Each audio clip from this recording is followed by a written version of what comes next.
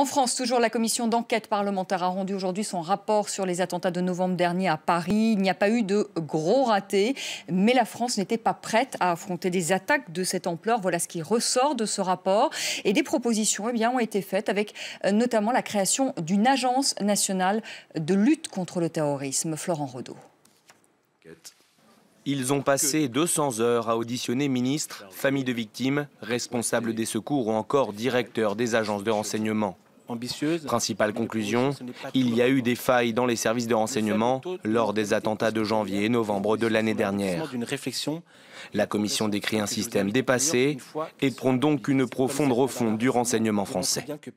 Je propose la création d'une agence nationale de lutte contre le terrorisme, rattachée directement auprès du Premier ministre ou du Président de la République, en charge de l'analyse de la menace, de la planification stratégique, de la coordination opérationnelle.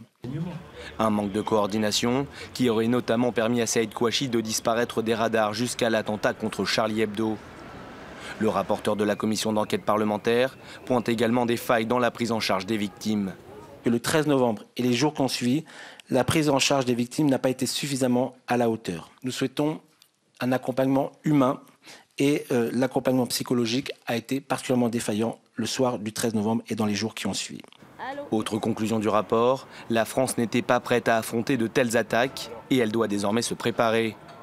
Parmi les mesures phares, la création d'un bureau du renseignement pénitentiaire, la possibilité de fusionner les 3 unités d'intervention d'élite, GIGN, BRI et RAID, et le renforcement du contrôle judiciaire. Dans son audition, l'ancien juge antiterroriste Marc Trévidic affirme qu'en France, les individus suspectés de terrorisme ne sont pas plus surveillés que les trafiquants de stupéfiants. Également dans le viseur des parlementaires, la portée limitée de l'état d'urgence et le manque d'efficacité de l'opération Sentinelle. Nous avons suivi au niveau de nos travaux